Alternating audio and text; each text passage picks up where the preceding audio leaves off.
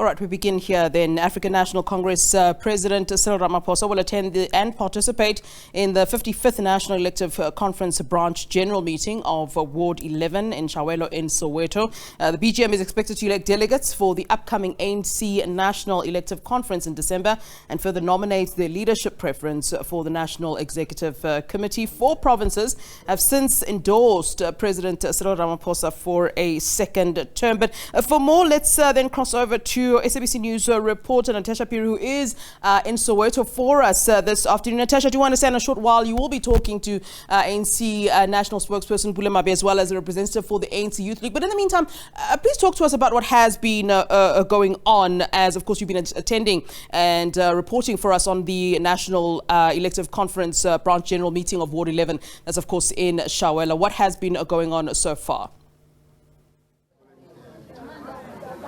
Well, thank you so much, Flo. Well, nothing has been going on so far since we got here at 12. We were one of the first media houses to arrive here. Earlier on, we spoke with the branch chairperson, and of course, he expects, around over 90 members of this branch to actually be in attendance. Remember, the quorum for them to actually sit, 96 people are actually needed. He had told me earlier on that their branch comprises of over 200 branch members, but unfortunately, nothing has actually started, Flo. I overheard him earlier on just speaking about the QR codes. There seems to be some glitches in regards to that process. President Cyril Ramaphosa was expected to come here at 12. It seems as if they're not ready at all. But just to get some clarity on these issues, I'm joined by the ANC's national spokesperson, Mr. Bulemabe, and of course we'll just be engaging and he'll be talking to us about the branch processes. Mr. Mabe, we've been here since 12. For perhaps those who don't know, are there certain glitches? I overheard the branch chair just saying that there seem to have been some problems in regards to the QR codes. Well, not necessarily problems, but also just to clarify, because I've noticed that the issue of time is topical and newsworthy for most of you in newsrooms. So let's correct it. We issued an alert to inform yourselves that the BGM will start at 12. Now, the BGM has got various stages. The first stage of the BGM is that branch members will arrive. So we were intending that they arrive at 12 because some amongst yourselves in the media tend to say they don't just want the story when the president is here. They want to see the process. So we had invited you, giving you enough time to be able to cover how the whole process of a BGM is undertaken. They first arrive, go to the people who are appointed to do the registration. They scan their IDs. You can see, the elderly are here, the young people are here, members of the ANC are here. You can just look at how smart they look. So they're all here to come and participate in the life of their branch. So they go to the scanner, their IDs are scanned to confirm and verify that these are the correct people who should be attending the BGM. Once they have attended, the branch will keep, like you have seen, they were all sitting on the side, now waiting to form what is called a quorum, which is the number of members of the ANC in that branch who will allow the branch to be able to sit and have a properly coordinated meeting. And in terms of the quorum for this branch, correct me if I'm wrong, is it 96 members? Yes, it is just over 90, I think, to be correct, to be right. It's over 90. It's almost like our branches here because they've got a membership of over 200. So they need to have at least 50 plus 1 or so of those who are members in good standing of their branch, especially after renewals and all of that. So yeah, it's just under 100. Of course, we know that they will be discussing who they want to elect for the top 6 and the various NEC members. You, Mr. Mabe, have been punted as the next Treasurer General of the ANC. There is a letter that we're in possession of. Your own ward in Havana City, correct me if I'm wrong, I think Ward 96 has actually endorsed you to take over as the TG. Have you accepted? Well, we don't accept when we're nominated by branches. I am aware, I participated in the branch general meeting of Ward 96, that they did raise my name as Treasurer General. I will only be asked to accept or decline if I qualify. For now, the race is still on. Yes, indeed, I have accepted, and I'm humbled by the fact that my own branch has expressed that kind of confidence in me. Even if in the ultimate end we don't make it, but the fact that my branch saw it fit that I can perform that task, I'm humbled by that. Mr. Mabe, okay, let's just say you will reach the threshold leading up to the elective conference. The ANC is in a crisis in terms of, its members, it not paying its staff. If you become the next TG of the organization, how will you turn around the woes that the ANC is facing? Because, you will be tasked with a huge, responsibility. You will be in charge of the governing party's coffers. You were in charge of the ANC Youth League's coffers back in your day. How will you turn things around? Well, Natasha, I've said to some in the press who put forward the very same question to me that it is not very much about the person who will make it and occupy the position of Treasurer General. I've also argued that if a possibility existed, perhaps the ANC National Conference may need to consider the need to divide this position into two. Have a Treasurer General who deals with policy and oversight, and have another Treasurer General who deals with fundraising and operations. Well, of course, maybe it's a debate that we need to properly introduce in structures of the ANC, more so because fundraising is quite an intense activity. Operations of the ANC are quite demanding.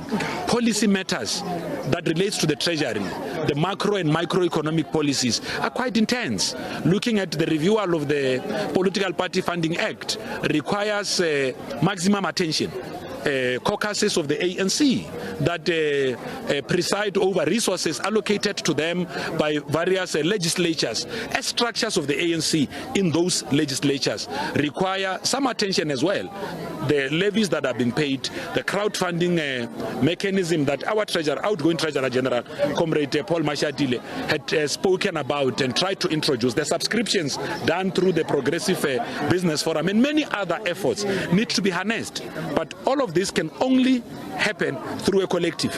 No one Treasurer General can come in and say, I've got a blueprint to change the treasury of the ANC, because they must work through the Treasurers Forum. They must work through the fundraising committee of the ANC. They must be able to innovate, come up with new ideas that are able to tap into the fundraising space. For instance, Natasha, today, the threshold set for funding by the Political Funding Act is 15 million a year. It is kept at 100,000 for individuals. Imagine this. An argument that we've already read. Actually, I wrote an article which came out in one of the digital publications, News 24 to be exact, just dealing with ANC's money issues. We had money crisis when Comrade Zweli presented a report as Treasurer General coming out of the 2017 conference. He had said that we are sitting with a debt of well over 200 million. We know today that we've got a problem of over 80 million that we need to sort out for provident funds. We need to deal with our recurring salary problems. Now, a number of things have got to happen. You have to alter policy to allow for you to continue to operate, not just for the ANC, for all other political parties. Remember, funding political parties is important to sustain our own democratic dispensation. Okay, Mr. Mabe, we'll continue with this conversation later on. If I'll just bring in a member of the ANC Youth League there, they're still engaging with his counterparts. If you'll just please come into the frame so we could just quickly just speak to them. And I think, Flo, it's very important to add the voice of the Youth League. Remember, there's been an issue of the Youth League not sitting for conference. It would be interesting to know whether the Youth League will actually sit before the elective conference of the ANC. If not, it really is an indictment on young people. So, sir, just for the purposes of our viewers at home, please introduce your name and your surname. I know that you're a member of the Youth League in this branch. My name is Hlani Ron Mtileni, DSG of this branch, the branch of the President. Mr. Mtileni, you are holding a BGM at a time where you're preparing to go to conference. We're about 2 months away from conference. The ANC Youth League has not had its conference. Are you not worried that you won't sit, perhaps? Just earlier on this year, at the January 8th statement, while members of the ANC Youth League were honoring Peter Mokaba, they had said that they need to go to conference. If not, it'd be a huge indictment on the ANC Youth League not going to conference. Remember, if the ANC Youth League doesn't sit this year, this will be the second time going to an elective conference that the ANC Youth League does not sit. No, the leadership that has been appointed, NYTT, it's already making sure all over the country they are preparing. We have already seat, which means it's only 2 regions away that haven't yet seat, which means we are already going to national conference. So before you go to the national conference, do you think that there will be a conference of the ANC Youth League that actually sits before December? Yes, I think so. I can confirm and assure to you that there will be a national conference of Youth League without a doubt. To those who say that the ANC Youth League is dead, there are no voices of young people in the ANC Youth League, what do you have to say, particularly that the president is from this branch? No, Youth League is not dead. It's alive and kicking. As I've said to you that we have already had our BGM of Youth League, and the previous leadership of Youth League is the one that brought us to make people think that we are no longer alive, but we do alive. And going to a conference, are you also in support of a generational mix? Would you like to see young people? Ronald Lamola has been punted as well as the deputy president, but Gauteng has not endorsed him. Instead, it's endorsed Paul Mashatile. So, sorry? As young people, do you want to see more young people in the structures in the top 6 of the ANC and the NEC? Definitely, we want to see universal mix. Is what we want, and without a doubt, we'll definitely see our youth league on top 6. Okay. Thank you so much for your time, Flo. There you have it. Different voices there. You've got ANC National Spokesperson Pule Maba, who's been punted as the next Treasurer General. Like we mentioned earlier on, his branch has nominated him for the position of Treasurer General. We expect the president, hopefully, Flo, to actually come here anytime from 2 o'clock, so that BGM could actually, sit and, of course, parade, Flo. And it is expected that, they will be nominating him as their preferred candidate of ANC president. Just speaking to the branch chair earlier on, he had said that the branch will ask him first if he wants to stand, and if the answer is yes, then that is when they will endorse him as president. But you said earlier on, Flo, 4 provinces so far have endorsed President Cyril Ramaphosa to come back for a second term, that being Gauteng, Limpopo, Mpumalanga, and recently yesterday the Northern Cape. But with that said, Flo, it's back to you in studio. All right, thank you very much to you, Natasha Phiri, for us in Soweto this afternoon for the ANC's 55th National Elective Conference branch general meeting. That's for Ward 11 in Chiawelo, that's in Soweto.